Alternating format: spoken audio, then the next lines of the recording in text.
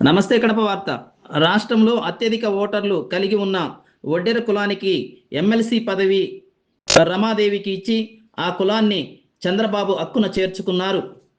అనంతపురంలో ఒక సామాన్య క్లస్టర్ ఇన్ఛార్జి అయిన రమాదేవి ఈ పదవి దక్కడంతో రాష్ట్రంలో ఉన్న ఒడ్డెర కులస్తులందరూ ఎంతో ఆనందానికి లోనయ్యారు.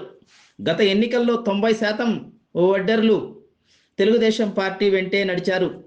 మాట ఇచ్చిన ప్రకారం చంద్రబాబు ఒడ్డెర్లకు ఎమ్మెల్సీ పదవినిచ్చి ఒడ్డెర్ల మనసును గెలుచుకున్నారు.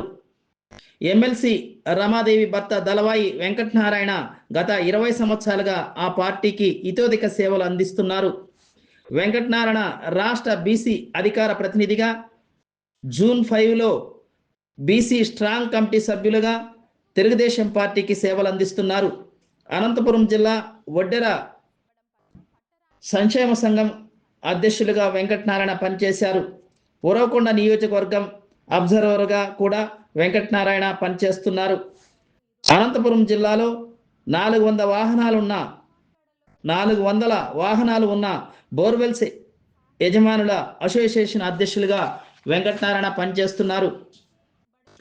అనంతపురం రూరల్ పూలకుంట ఒడ్డెర కులంలో జన్మించిన వెంకటనారాయణ వినయ విధేయతలకు పెట్టింది పేరు. అందుకే చంద్రబాబు గవర్నర్ కోటాలో ఎమ్మెల్సీ పదవిని వెంకటనారాయణ భార్యకు కేటాయించడం జరిగింది.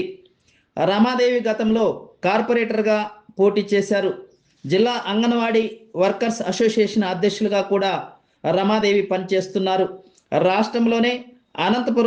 రాష్ట్రంలోనే అనంతపురం జిల్లాలో ఒడ్డెర్ల ఓటర్లు ఎక్కువగా ఉన్నందున రమాదేవికి ఈ పదవి దక్కడంతో ఒడ్డెర్లందరూ సర్వత్రా హర్షం వ్యక్తం చేస్తున్నారు.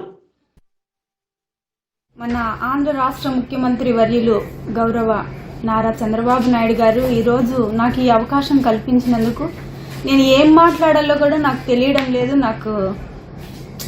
సార్ ఈ అవకాశం నాకు దక్కుతుందని నేను అసలు అనుకోలేదు. కానీ బీసీ బడుగు బలహీన వర్గాలకు చెందిన పార్టీ తెలుగుదేశం పార్టీ అని మరోసారి రుజువు చేసింది.